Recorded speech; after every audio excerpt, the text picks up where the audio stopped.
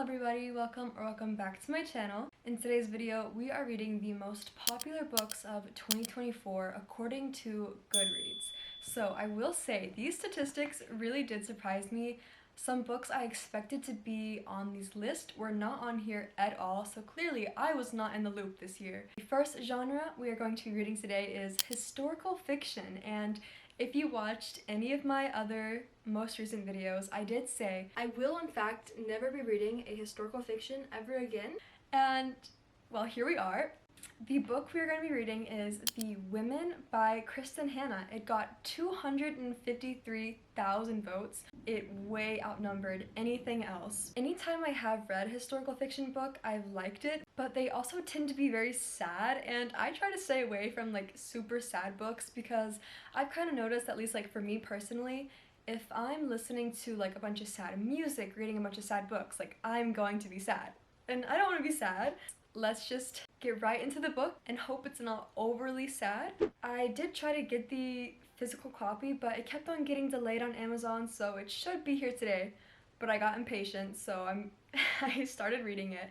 But I am only 30% through, and what I will say is, although it's not bad, I feel like despite being only 30% in, like I'm 80% through the book. Genuinely, what more could happen?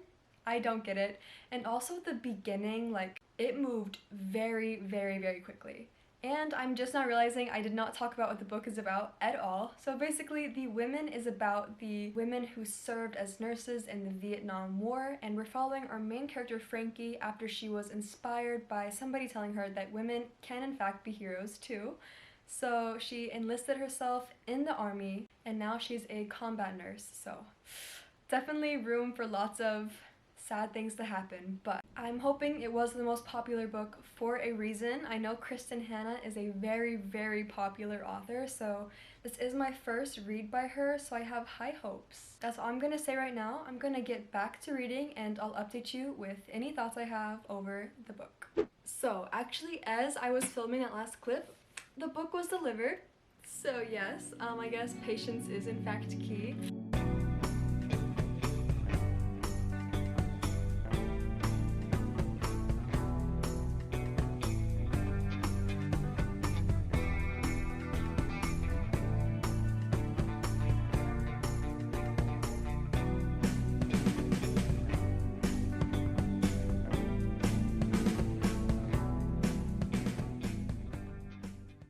So I just got to part 2 of the book. It's the next day, and okay, let me tell you, I did kind of completely forget there's a whole aftermath of war to deal with. So there is in fact a lot more to cover, and I was very naive in thinking that the book would end once Frankie's tour was over, but nope, it is still in fact going, and things are honestly kind of, I wouldn't say worse than ever, but definitely very, very complicated in the state of the world right now. But yeah, my girl Frankie, oh my gosh, she is just going through it. Like, my jaw has dropped so many times, and I just feel so bad for her. It's like thing after thing after thing, and I'm just like, oh my gosh, this girl just needs to catch a break, please. However, I am loving how female friendships are being explored through this book. Like, that is definitely the highlight of it so far, and man, we are really just kind of thugging it out with the power of friendship to guide us. That's like basically what's going on in this book right now. I'm gonna keep reading. I just got to part 2 of the book, chapter 23, so page, guys, I have no clue, 283. So yes, let's begin chapter 23.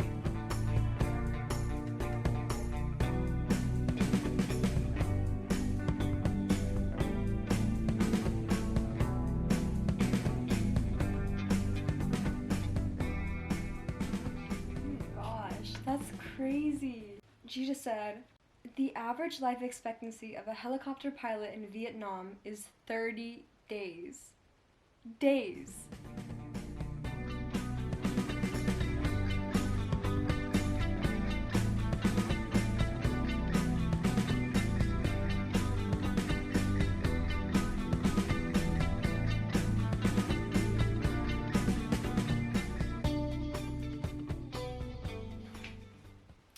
Okay, well, I just got to chapter 33 of this book. It's the next day again. I'm on page 418, and I'm gonna be honest. This book is exhausting to read. In this book so far, like, we've moved past the point of it just being about Frankie recovering from Vietnam, suffering from PTSD, trying to navigate a new world that hates the Vietnam veterans and all that. And we've just moved past that at this point, and basically, I'm gonna say it, it's just trauma porn. It feels really unnecessary. It's thing after thing after thing. She never learns from it, and while I can't blame her for some of the incidents, I just think the author, she keeps trying to give Frankie more hurdles when they're just so unnecessary. Like, I don't even know how to put it into words, but there's like no hope. There's no happiness. Any source of happiness is like ripped away. And my jaw like used to drop, but now it's just getting old. I'm gonna be so honest. Anytime you think she's healing, no, she's not. I just don't even know. Like, I don't want to keep reading because every time I read it, I just feel so bad. But yes, see you tomorrow. Okay, so it is a couple days later and I have now finished The Women, and I definitely had very strong feelings about this book, as you saw in the last clip, but I am in fact going to be giving it a 5 stars. So, turns out the ending was absolute perfection and it couldn't have ended any other way. It was just so incredible. And if you're wondering, like, weren't you just absolutely dissing this book in the last update? And, well, why yes I was, but turns out it all kind of made sense in the end. Like, it all had a reason that was explained, and I can't say too much because I don't want to spoil it, but I guess most of it ended up having like a purpose. And although I do think some of it could definitely have been just for that drama aspect, it really stood as a standpoint for Frankie to develop as a character and begin to like choose for herself, carve her own path. But it did definitely make Frankie's character very raw and real, and we experienced everything with her. Her highest highs, her lowest lows, all her ups and downs. It wasn't a linear path. It was incredibly rocky, but it allowed the readers to really form this connection with her, and that is very important because, I mean, she is our main character. Other than that, the writing in this book was definitely phenomenal, as I expected from such a well-known and respected author. Kristen Hanna, like, her name is everywhere. I recommend this book despite the heavy topic, and I for sure understand why it had so many votes on Goodreads this year. And I mean, I haven't read any of the other historical fictions on the list, so I have nothing to compare it to, but it was definitely very, very, very good. So the next most popular book of 2024 we're going to be reading is in the romance genre. And this is a genre I've definitely explored more heavily than historical fiction, so I kind of had more of an idea of what books would be here, and I will say I definitely expected what the top book would be. However, I did not expect how close in votes it would be to the second book. The book we are going to be reading next is Funny Story by Emily Henry. Funny Story, I knew she came out with it this year, but I didn't really have any urge to read it. For some reason, her books, like, they scare me. I think it's because of the hype. Like, I'm really scared to read a book by her and then, like, hate it.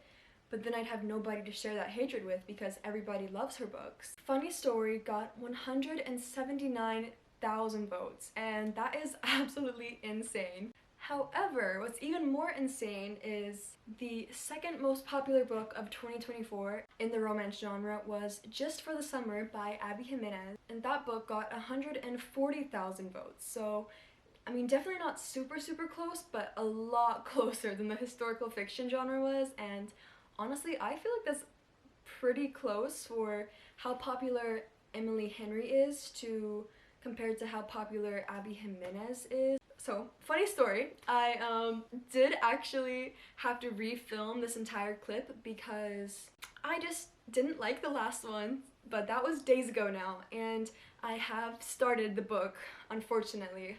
But at least I can tell you what it's about now, so let me just begin by saying this. I love the premise of this book so far, because how are people so creative? Like, I keep on thinking, like, there's only so many tropes you can do in romance books, but then I go into this book and it's like completely new. and I love it. So basically, the main character's fiance just broke up with her so he could run away with his childhood best friend, now new fiance. And so, our main character, I forgot her name, whoops, she moves in with the now ex-boyfriend of the girl her fiance ran away with. I don't know if that made sense at all, but it's so fun and so funny because they're both like dealing with the heartbreak, but also they're low-key fake dating to get revenge at the both of them, and I love it so much. I'm not very far into funny stories, so I'm gonna keep reading and I'll of course update you when I have any more thoughts, but so far, really liking it.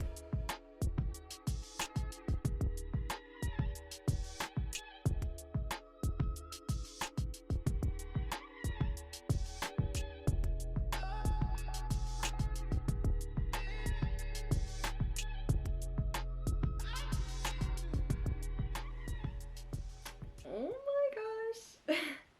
Okay, so I just got to chapter 13 of Funny Story. I've been mostly listening to it on audiobook, so that's why I don't have either the physical book or the Kindle version, but I am gonna get the Kindle version sometime soon. I just keep forgetting. But why am I smiling at my phone like a dork? The dialogue in this book, it flows so naturally. It's crazy.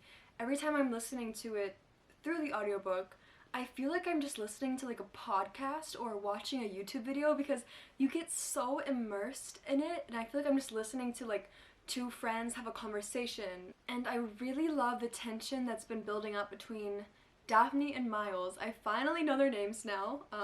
38% through the book, we finally got there, but their tension is very good. However, I will say, it says Miles has a beard, like a full-on beard, and I deny that. Actually, yeah. I don't really feel like as drawn to it as I did as the women.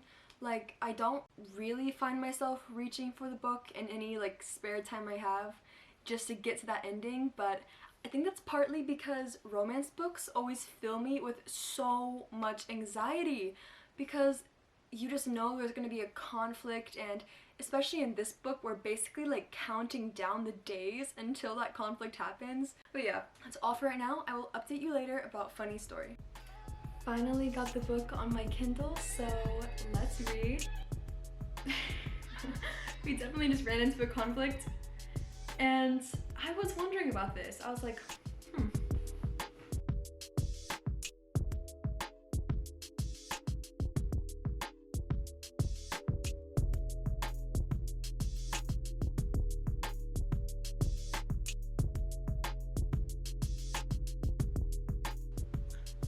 oh, why are so many things happening in this chapter?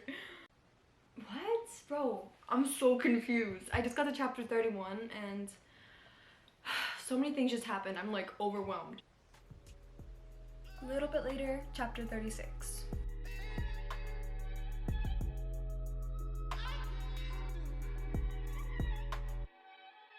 That's kind of sweet, but guys, I don't know.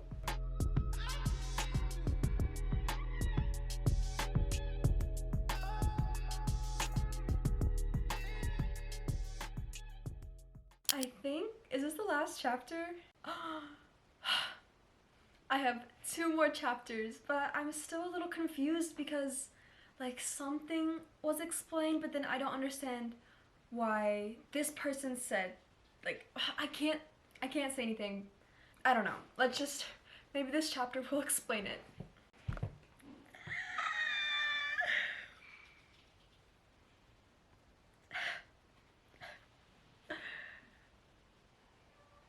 I feel like every book I read lately has been making me tear up in some way or another.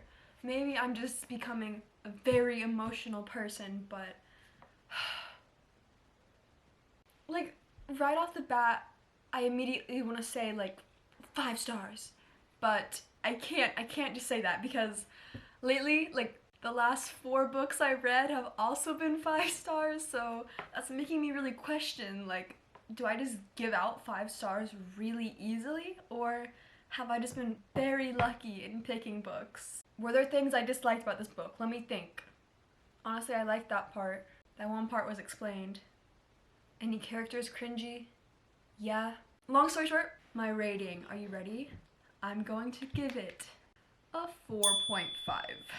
So, not a 5 stars, but there were so many subplots in here. Like, I'm just now realizing there was like 1, 2, 3, 4, and that was kind of a lot. They were kind of a little bit necessary to develop them both as characters, but I didn't actually like one of them, maybe two. Other than that, I really did love all the characters in here so much. Daphne, our main character, I felt she was so relatable personally, and I just love all the friendships she made. Like, I love all her interactions with her mom, and every time she talks about her mom and her childhood. Our male main character, Miles, I like him. I think like the friendships in this book were honestly like the highlight of the story for me. And then it was so summery. I don't know why I didn't expect it to be that, but I'm reading it like in the dead of winter, so that was definitely nice. The writing, of course, was great. It's Emily Henry. She's very funny while also having some very like meaningful and like poetic sentences. The more I think about it, the more I can find some like little critiques here and there, but I think that's kind of like going to be in basically any book you read, so it just depends on kind of how much you're gonna let that bother you. I once again understand why this was the most popular romance book of 2024, so far we're 2 for 2. So now the next book I pick, like, we got a streak going, like I can't ruin that. Let's look at our options. So I could either read a fiction, thriller mystery, fantasy, or science fiction. I don't know. I don't really want to read any of these either. It's really bad. Let me do some research. Okay, so I have chosen the next book. It is from the fantasy genre, so that book is Somewhere Beyond the Sea, the second book in the Cerulean Chronicles. So the first book, one second, is this bad boy right here, The House in the Cerulean Sea, and let me tell you, I love this book so much. I actually didn't even know it had a sequel until I saw it on the Goodreads list, so that's very exciting. It got 69,854 votes, which is a lot less than both of our previous books. But yeah, enough talking, and oh my gosh, hello? What the heck? Alrighty. Enough talking, let's get straight into the most popular fantasy book of 2024 and read Somewhere Beyond the Sea by TJ Klune.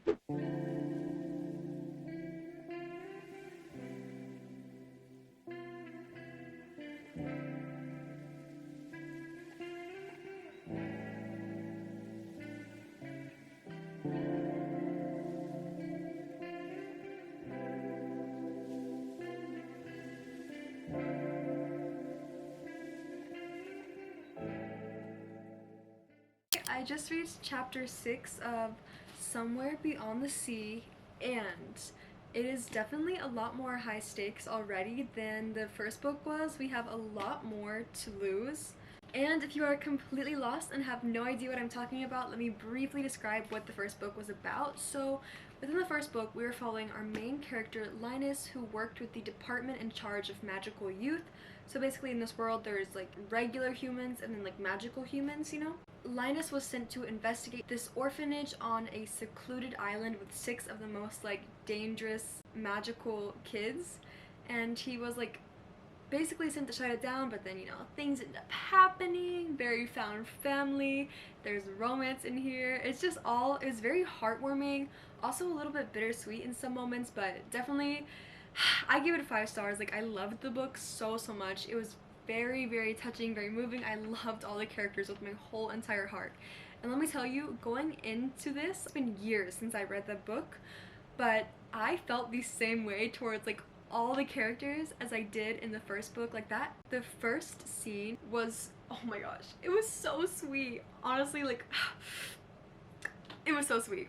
But now, And this book, it's delving into some like pretty serious and relevant topics as people argue over whether they accept the magical people in their world or not. So basically Arthur's being like called into court to see if he's like fit to take care of these children. So it's touching on themes of like corruption and greed within the government, as well as like child abuse within like the foster care system. So definitely a big shift from the first book, and I just finished like the first scene of the court case, and oh my gosh, it made me so angry. Like, the only way I can describe this is just this is what I was thinking the whole time I was reading, that if you've watched or read Harry Potter and you know how Dolores Umbridge was in The Order of the Phoenix, the 5th book, 5th movie, that was exactly the situation that was occurring, and it was making me extremely angry. But yeah, that's all I'm gonna say for right now. I'm going to take off my makeup and get ready for bed, and then I am going to read some more.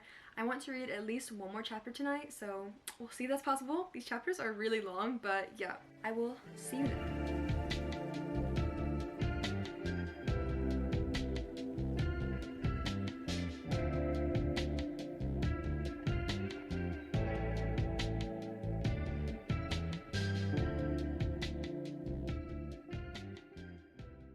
I just got to chapter 8, page 156, and let me tell you, we've had kind of a drastic shift in the direction of the book. I look horrifying right now.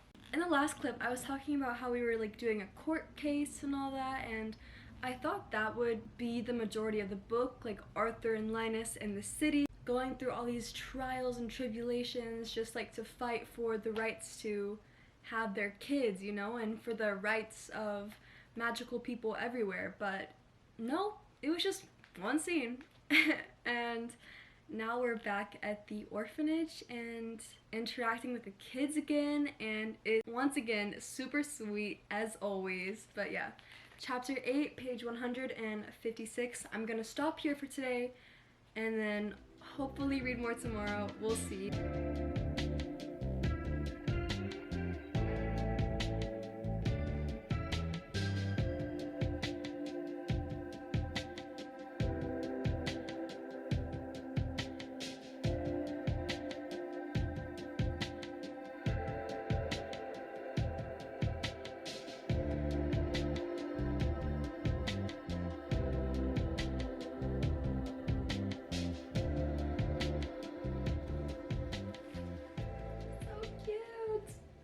I just got to chapter 14, page 309 of the book, and I think I have like about 100 left. My goal for today is to finish the book. It's the last day of January, and I want to get one more book in before the month ends because I have issues. This book is so cute, and it's very easy to read, so it's also very easy to just like sit down and not want to stop it, so that's exactly what I'm going to do.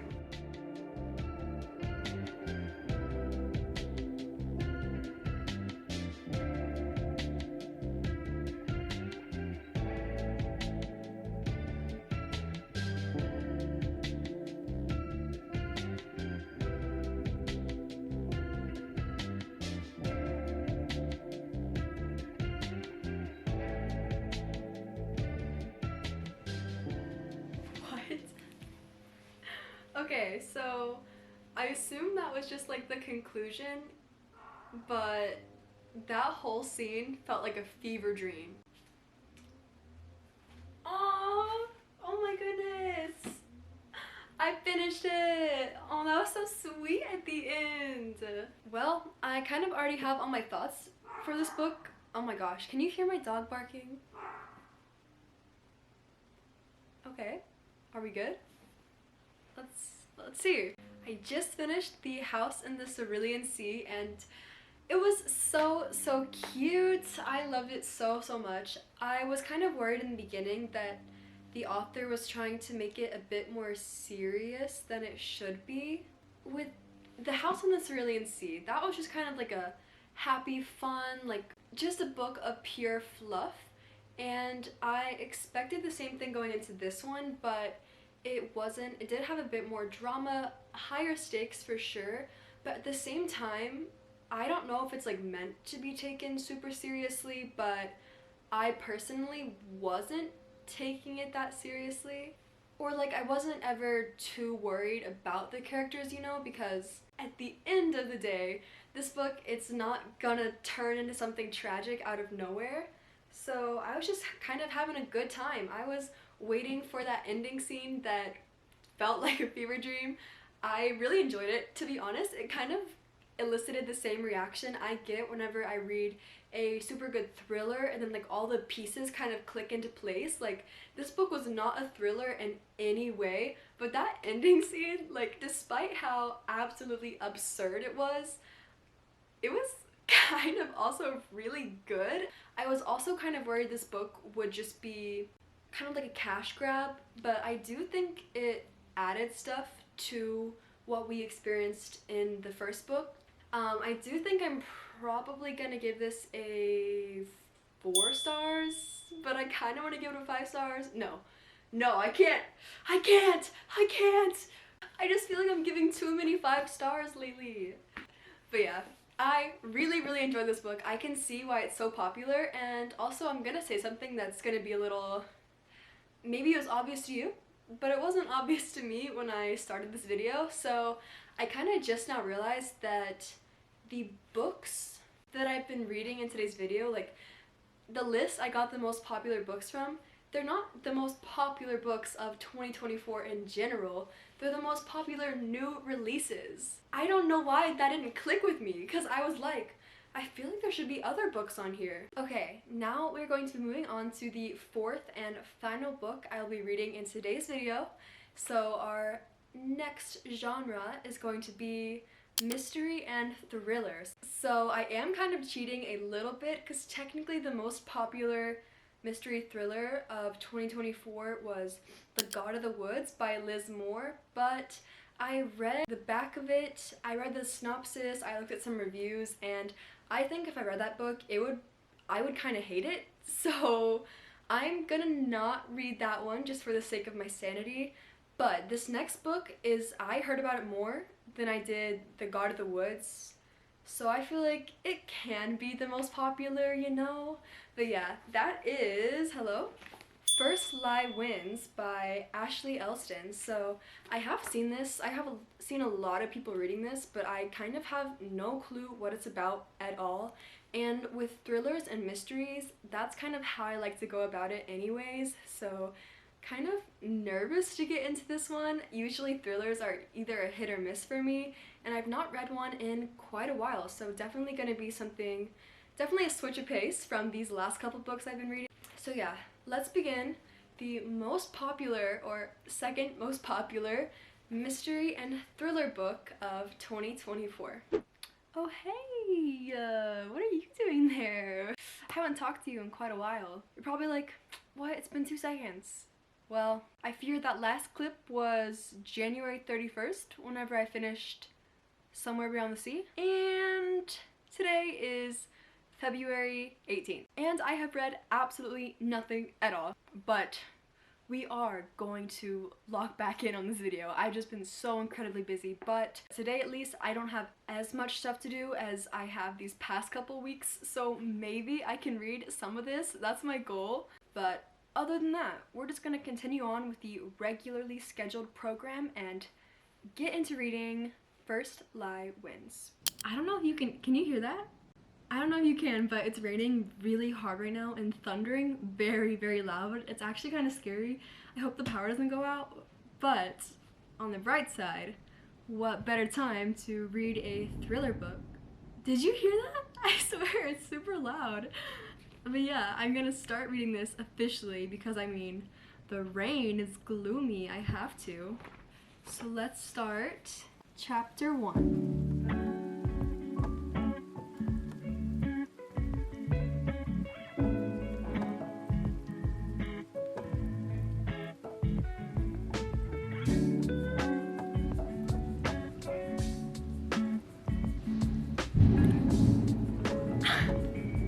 You had to hear that, right? You had to.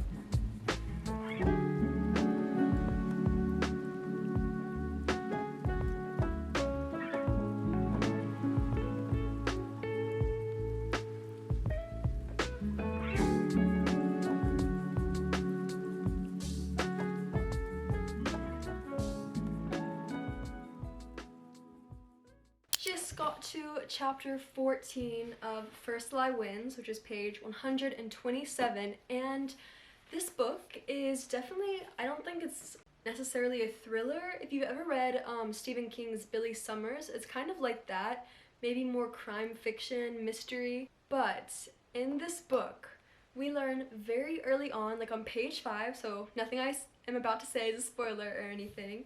We learn very early on that our main character is not who she says she is, and she has actually been hired to do a job, to act as this man's girlfriend and get info on him, but she doesn't really know all the details, so she's kind of confused because she's like, this guy's perfect and I'm actually kind of falling in love. But there has been lots of twists already, like lots of little subplots that have kind of popped up, but I can already tell that in the end, of course they're all gonna like mesh together and it's gonna be mind-blowing, but each new thing that happens, I'm just like, what? And then we introduced a then and now timeline as well, exploring the beginning of our main characters. I can't say her name because that's kind of a spoiler. What if I say her fake name? I don't even know her fake name. Is that bad? Evie. That's her fake name. Her fake name is Evie Porter. So from the beginning of her career, how she got into it, and kind of like all her cases, I think it's how it's gonna be, which is super interesting, by the way. And then present day, of course, is the case that's currently going on, but an event happened recently in this book, and we saw a different side of a character, and I was just like jaw dropped the whole time because I just, oh my gosh, that was such an interesting scene, and it's definitely built up so much. Like there's so many questions that can be answered, there's so many loose ends. Evie, she's kind of like in the dark about what she's supposed to do, so she kind of gets like information a little bit at a time, like directions leading her or like what she's supposed to do. So readers are just as confused as Evie and like learning this information at the same time she is, and I just think it's so interesting, and I'm really enjoying this book so far. But that's all for now. I just wanted to update you since I'm actually a pretty good chunk into this book. It's going by super fast. Okay, if I'm blurry, I apologize. My camera's acting weird, but it has been a while since I talked to you. You can't tell, but it's now February like 27th or something crazy like that. Where did this month go? It went by so fast. But I'm now on chapter 20, so a lot further than I was last time when I updated you. But let me tell you, this book, when I'm actually like focused on it, it goes by so quick, and it's so entertaining. I love everything about it. Like our main character now, she's like kind of questioning the system she works in, but the system is like questioning her in return. So it's like kind of a cat and mouse game. So whoever wins is dependent on who finds enough information to take down the other first. And oh my gosh, it's so interesting. I think I might have just guessed what the twist is gonna be, or at least what I hope the twist is gonna be, because that would be very good ending, very satisfying.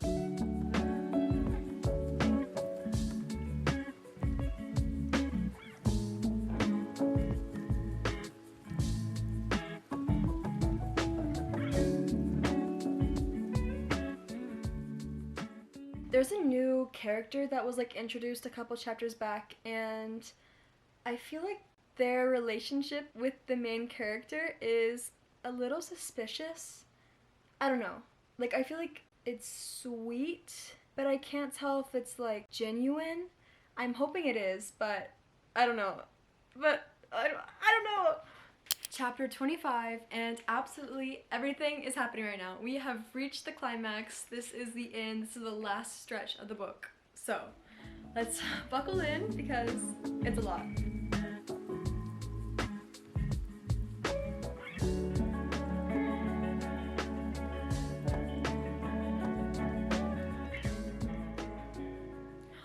Oh my gosh!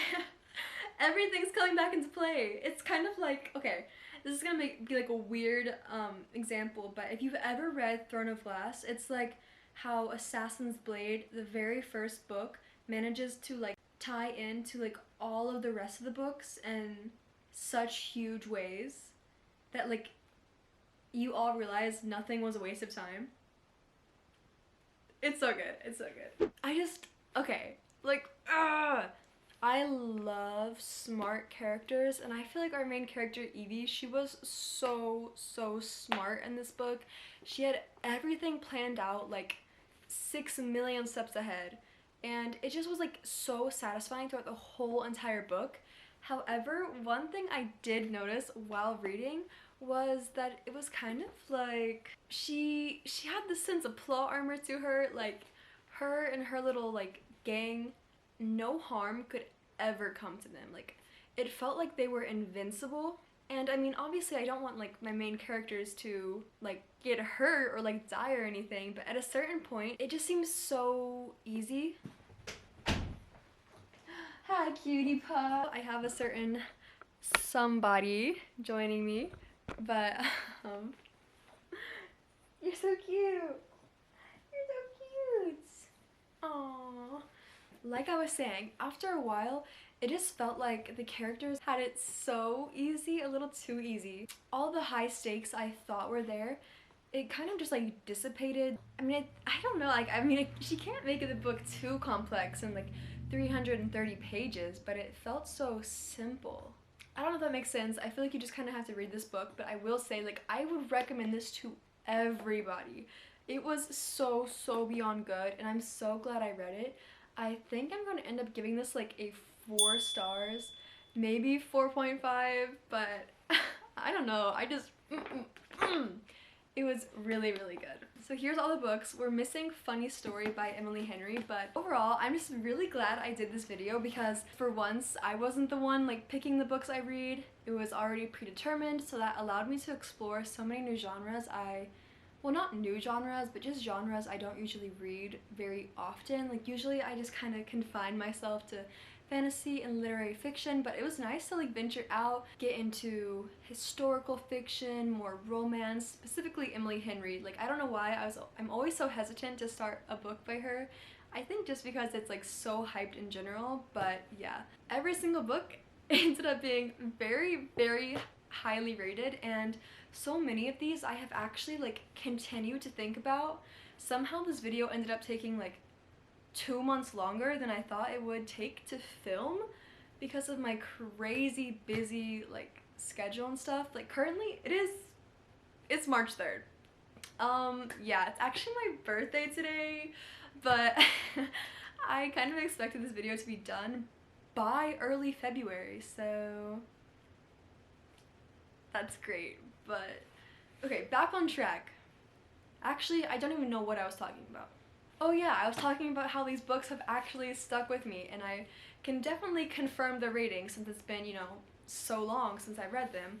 But The Women, I haven't stopped thinking about this since I read it in maybe the first week or two of January. Like, seriously, it has just stuck with me, and I can somehow connect it to literally everything I experience in life right now. And I just love when you do that, when you read a book and then all of a sudden things suddenly start to pop out to you that you wouldn't have known or even noticed before reading a book. And that's like the best feeling in the world, when you suddenly have new knowledge over things you didn't. I just really love books that make an impact like that and actually leave you with something. And so The Women has definitely maintained its 5-star rating for sure. I love this book so much, and I'm so glad I read it. I don't think I would have read it if it was not for this video, because I'm just very scared by historical fiction, but this book was a banger. And then I read Funny Story by Emily Henry, and I did end up rating this one a 4.5, but I haven't really thought about it too extensively since I've read it. I do think it's probably still in the like 4-star region, but maybe just not as close to a 5-star as I originally thought it was. And then we have Somewhere Beyond the Sea, and this one is an outlier. For some reason, reading this, I thought it would be horrible. I thought it'd be a cash grab. I thought this is the book I'd rate the lowest, but it's honestly one of the books that has stuck with me the most, and I think about it very frequently. Like, all the characters are just so cute, so amazing, so perfect, and they can do no wrong. And no matter how cheesy this book is, I will eat it up. And then of course, First Lie Wins. You just heard me talk all about this. I'm giving it a 4 stars. But yeah, those are the most popular books of 2024 finally read. This video is coming out like a quarter of the way through the year, but we're going to ignore that and we're gonna pretend this video came out in January when it was still relevant. But yeah, I had a fun time. This was a great way to start off the year. Like seriously, just back-to-back bangers. I will definitely do this again next year. That is all for today's video. Make sure you leave a like and comment down below if you want to see more awesome, super duper cool content just like this in the future. Bye everyone!